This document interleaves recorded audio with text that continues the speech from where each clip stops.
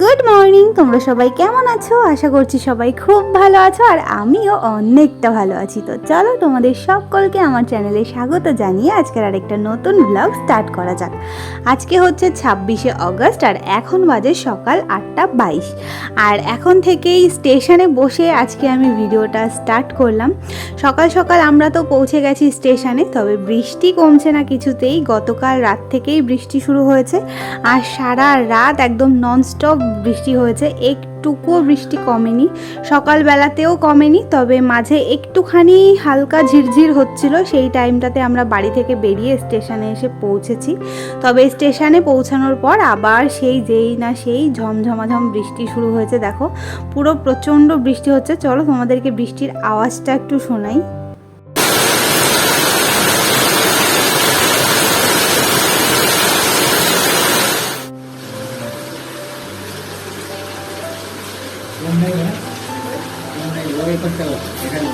এখানে জল আছে।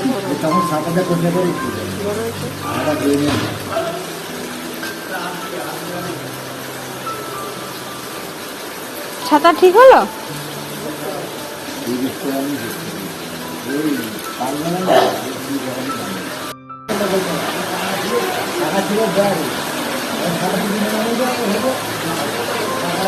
আবার তো জোরে বৃষ্টি শুরু হয়ে গেল।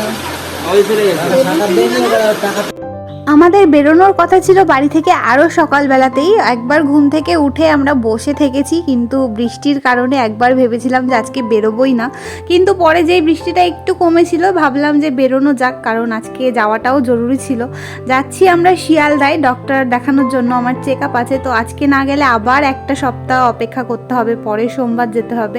ওই জন্যই ভাবলাম বেরোই, কিন্তু স্টেশনে এসে এখন আবার মনে হচ্ছিল যে না বেরোলেই হতো, কারণ এত বৃষ্টিতে যাওয়াটাও তো কোথাও মানে ভীষণই কষ্টকর একটা ব্যাপার, তাই না? বৃষ্টির মধ্যে বেরোতেও ভালো লাগে না, আর রাস্তাঘাটের অবস্থা তো খুবই খারাপ। তো যাই হোক, এখানে স্টেশনে পৌঁছেছি। আর অন্যদিন তো বাড়ি থেকে টিফিন নিয়ে যাই, তবে আজকে টিফিন নিয়ে যাওয়ার কোনো উপায় নেই, তাই জন্য বাজার থেকেই আমরা কিছু টুকটাক কিনে নিলাম। পাউরুটি, কলা এগুলোই খাওয়া হবে আর কি। বাবা আরো জোরে আসলো যে। এখন মা আর বড়মশাই দুজনে যাচ্ছে খেতে, কারণ ওরা বাড়ি থেকে কিচ্ছু খেয়ে আসেনি। আমি তাও তাড়াহুড়ো করে কটা ভাত খেয়ে এসেছিলাম। কি অবস্থা!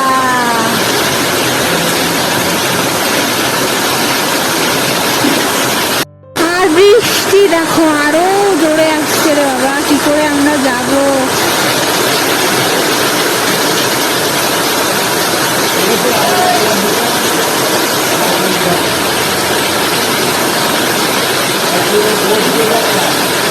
কি করে যে পৌঁছবো আজকে সেটা নিয়ে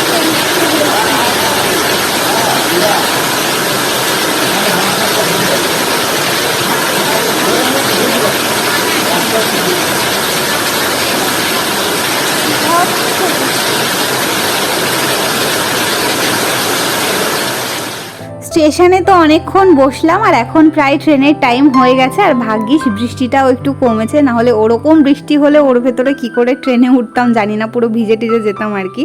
তো এখনও পড়ছিল হালকা ঝিরঝির করে, তবে এই যে ট্রেন চলে এসেছে আর আমরা ট্রেনে উঠেও পড়েছি। তো যেটা বলছিলাম যে আজকে সকালবেলাতেই বেরোনোর কথা ছিল, ভোর 5টার সময় একবার আমরা ঘুম থেকে উঠেছি, উঠে ভাবছি যাব কি যাব না, এই করে করে আবার শুয়ে পড়েছি। তারপরে আবার যখন দেখলাম যে বৃষ্টিটা একটু কমলো, তখন প্রায় 6:45 মতো বাজে। আর আমরা ভেবেছিলাম 7:40-এর ট্রেনটা ধরবো। তো বাড়ি থেকে সেক্ষেত্রে আমাদের 7টার মধ্যেই বেরোতে হতো, কিন্তু ওদিকে রেডি হতে হতে এমন একটা টাইমে বেরিয়েছি যে 7:40-এর ট্রেনটাও পাইনি। আর এইদিকে আবার পরের ট্রেনের জন্য আমাদের 1 ঘন্টা প্রায় অপেক্ষা করতে হয়েছে। তো ওই স্টেশনে অপেক্ষা করলাম। মা আর বড়মশাই ওখান থেকেই সকালের খাবারটা খেয়ে নিল, আর আমি তো বললামই বাড়ি থেকে ভাত খেয়ে এসেছিলাম। আর এখন রানাঘাটে এসে ট্রেন চেঞ্জ করে আবার ট্রেনে উঠে পড়েছি শিয়ালদা লোকালে। তো এদিকে আমি আর মা লেডিসে উঠেছি, আর বড়মশাই উঠেছে জেনারেল কম্পার্টমেন্টে। তবে আজকে ট্রেনটা এত ঝুলিয়েছে কিছু বলার নেই, একেই সকাল থেকে বৃষ্টি, তারপর ট্রেন লেট। আর এই যে শিয়ালদায় পৌঁছেছি, যেই মাত্র আমরা স্টেশন থেকে বেরোবো আবার বৃষ্টি শুরু হয়ে গেছে। এখন স্টেশন থেকে বেরোতেও পারছি না, এত বৃষ্টি হচ্ছে। স্টেশন থেকে তো জাস্ট 2 থেকে 3 মিনিট হাঁটা পথ আমাদের হসপিটাল, কিন্তু এইটুকুও যে যাব ছাতা নিয়ে তারও উপায় নেই, কারণ এত বৃষ্টি ছাতাতেও মানবে না, পুরো ভিজে যেতে হবে। তো বরমশাই তো দেখো অর্ধেক ভিজেই গেছে, ও গাড়ি খোঁজার চেষ্টা করছিল, তবে এই বৃষ্টিতে গাড়িও সেরকমভাবে পাওয়া যাচ্ছিল না।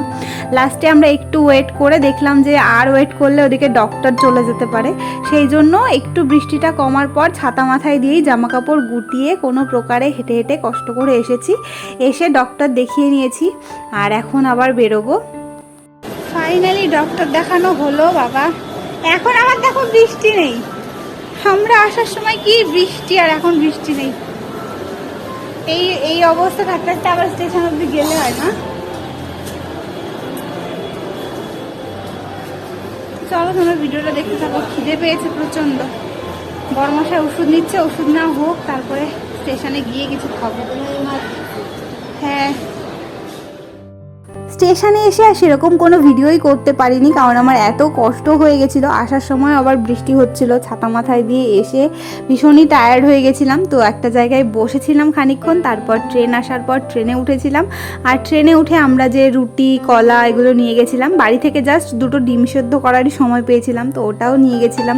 সেই সাথে পেয়ারা ছিল, তো ওগুলোই খেয়ে নিয়েছি আর কি। ভাত তো আর এখন খাওয়া যাবে না, অন্যদিন রুটি নিয়ে আসি, আজকে সেই উপায়ও নেই, তো এগুলো দিয়েই খাওয়া দাওয়াটা সারলাম। আর তারপর আমাদের ট্রেন ছেড়ে দিয়েছে আর এখন আমরা প্রায় পৌঁছেও গেছি রানাঘাটের কাছাকাছি। তো এবারে রানাঘাটে যাই। আর আজকে বৃষ্টিটা তো আমাদের কিছুতেই পিছু ছাড়ছে না, মানে থেকে থেকে একটু পরপরই বৃষ্টি হচ্ছে আর কি। জানি না যে এর পরে আবার বৃষ্টি নামবে কিনা, সেই সকাল থেকে শুরু হয়েছে আর এখন অবশ্য হচ্ছে না, কিন্তু ট্রেন থেকে নামলেই না বৃষ্টি শুরু হয়ে যাচ্ছে, এটাই হচ্ছে মুশকিলের ব্যাপার। তো যাই হোক, রানাঘাট নেমেছি আর আপাতত এখনো পর্যন্ত ওয়েদার ঠিকই আছে, বৃষ্টি হয়নি। আর নেমে আমরা তিনজনে তিনটে মুড়ি মাখা নিয়ে নিয়েছি, কারণ খিদে তো পেয়েছে, তাই না? যতই যা কিছু খাওয়া হোক, আমাদের বাঙালিদের অন্তত ভাত না খেলে পেট ভরে না, ভাত না খেলে খিদে মেটে না, আর যা কিছুই খাই না কেন। তো সেই সকাল থেকে তো টুকটাক এটা ওটা খেয়েই যাচ্ছি, কিন্তু যেহেতু ভাত খাওয়া হয়নি তাই জন্য খিদেটাও পেয়ে যাচ্ছে একটু পরপরই। তো এখানে এসে আমরা তিনজনে মিলে মুড়ি খেয়ে নিলাম আর তারপর ট্রেন ছাড়লো, বাড়ি চলে এলাম, কিন্তু সেগুলো আর কিছুই ভিডিও করতে পারিনি। তার একটাই কারণ, যখনই আমরা আমাদের স্টেশনে এসে নেমেছি অমনি বৃষ্টি শুরু হয়ে গেছে, আর বৃষ্টিতে পুরো মানে অর্ধেক ভিজে ভিজে আমরা টোটোতে করে বাড়ি এসেছি। তারপরে আর ভিডিও করার মতো কোনো এনার্জি ছিল না সারাদিন এতটা জার্নি করার পরে। আর এটা হচ্ছে পরের দিন, বরমশাই গেছিলো আমার শ্বশুর বাড়িতে, মানে আমাদের ওই বাড়ি থেকে ডাব আনতে গেছিলো। ডক্টর আমাকে রোজ একটা করে ডাব খেতে বলেছে, তবে যেহেতু বৃষ্টির ওয়েদার সেই জন্য ডাব পাড়াও তো মুশকিল, ওই জন্য পাওয়া যাচ্ছিল না। তবে আমার শ্বশুর বাড়ির গাছগুলো একটু ছোট ছোট আছে, ওই জন্য ওখানে গিয়ে বরমশাই একজনকে ডেকে কয়েকটা ডাব নিয়ে এসেছে। আবার যখন পরের সপ্তাহেও বাড়িতে আসবে তখন আবার জোগাড় করে দিয়ে যাবে। আর এদিকে বাবারও শরীরটা একটু খারাপ, কাজেই বাবাও জোগাড় করতে পারছে না। আর এদিকে আমি এখন চলে এসেছি রান্নাঘরে, তালের বড়া ভাজছি। যেহেতু বরমশাই আজকে ডিউটিতে চলে যাবে তাই ভাবলাম ওকে একটু তালের বড়া করে দিই। ও তো তালের বড়া খেতে ভীষণ ভালোবাসে, তাই জন্য প্রত্যেক সপ্তাহে যখন বাড়িতে আসে তখনই চেষ্টা করি যখন ডিউটিতে ফেরে কয়েকটা তালের বড়া করে দেওয়ার জন্য। সেই সাথে ওর জন্য করলে আমাদেরও একটু খাওয়া হয়ে যায় আর কি।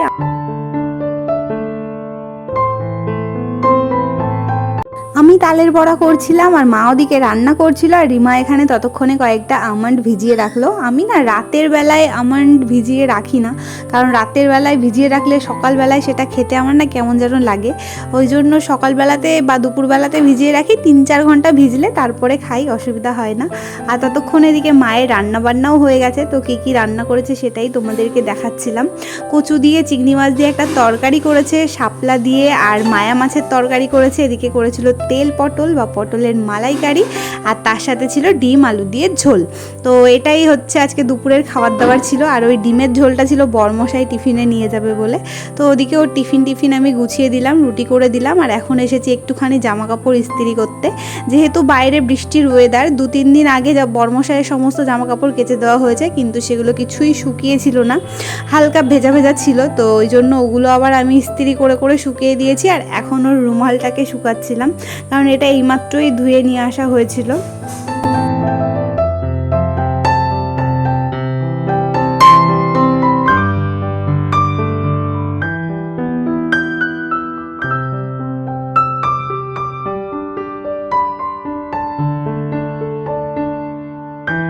বর্ষাকালে বা বৃষ্টির ওয়েদারে এই হচ্ছে এক সমস্যা, জামা কাপড় কিছুতেই শুকাতে চায় না।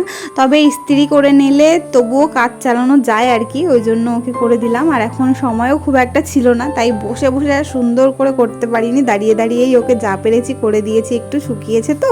আর এখন ও রেডি হয়ে গেছে, ব্যাগপত্র নিয়ে বাইরে বেরিয়ে পড়েছে, এখন বেরিয়ে যাবে ডিউটিতে যাওয়ার উদ্দেশ্যে। আর রিমা যাবে ওকে ছাড়তে, প্রত্যেক দিন যেমন যায় অটো স্ট্যান্ড পর্যন্ত ওকে স্কুটিতে দিয়ে আসে, আর তারপর ওখান থেকে ও অটো ধরে নেয়। তো এখন এই যে রিমা আর বর্মশাই দুজনে মিলে বেরিয়ে যাচ্ছে।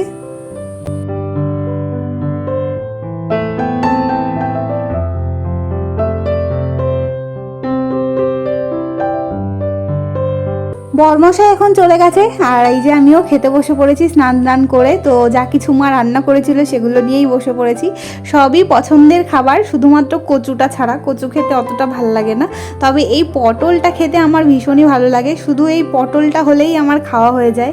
যবে থেকে মা এই পটলের রেসিপিটা রান্না করে সেই প্রথম দিন থেকেই এটা আমার ভীষণ পছন্দের রান্না। তো ভীষণ তৃপ্তি করে আজকে দুপুরের খাবারটা খেয়েছি। আর দুপুরের খাবার খেয়ে অনেকক্ষণ রেস্ট নিয়েছি, আর সন্ধেবেলা এখন চলে এসেছি চা করতে। অনেক দিন চা খাওয়া হয় না, বলতে গেলে পুরো প্রেগনেন্সির জার্নিতে আমি হাতে গুনে কয়েকদিন, 4-5 দিন হবে চা খেয়েছি, তার বেশি খাইনি। তবে আজকে আমার ভীষণই চা খেতে ইচ্ছে করছিল, তাই জন্য রিমাকে বলেছিলাম যে বেশি করে একটু আদা দিয়ে সুন্দর করে লিকার চা করে নিয়ে আসতে। আর রিমা চাটা বেশ ভালোই করে, শুধু রিমা নয়, ইপসিতাও ভালো চা করতে পারে। তবে আজকে দায়িত্বটা আমি রিমাকে দিয়েছিলাম।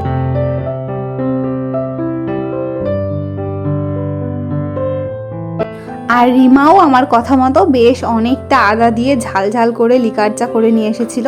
যদিও আমার দুধ চা খেতে ইচ্ছে করছিল, কিন্তু দুধ চা খেলে আবার গ্যাস হয়ে যেতে পারে, সেই ভয়ে আর খাইনি। লিকার চা দিয়েই আজকে চায়ের নেশাটাকে মিটিয়েছি আর কি। অনেক দিন পর চা খেলাম, আর চাটা সুন্দর হয়েছিল, আর আমি সত্যি খেয়ে অনেকটা শান্তি পেয়েছি আর কি।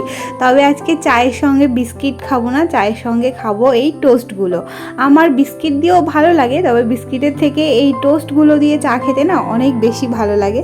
তো একেই অনেক দিন পর চা খাচ্ছি, তারপরে আবার বাইরে বৃষ্টি বৃষ্টি ওয়েদার, তারপরে আবার সাথে রয়েছে টোস্ট, একদম সব কিছুতে ব্যাপারটা জমে গেছে।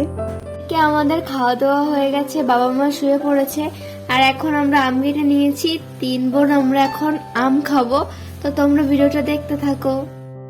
তো চলো, আম খেতে খেতে আজকের ভিডিওটা এখানেই শেষ করছি। আর পুরো ভিডিওটা দেখতে তোমাদের কেমন লেগেছে অবশ্যই কিন্তু আমাকে কমেন্ট করে জানাবে, একদম ভুলবে না কমেন্ট করতে। তো চলো, তোমাদের সঙ্গে দেখা হবে নেক্সট ভিডিওতে। ততক্ষণ সবাই খুব ভালো থাকবে, সুস্থ থাকবে, আনন্দে থাকবে, নিজেদের খেয়াল রাখবে। চলো, বাই বাই।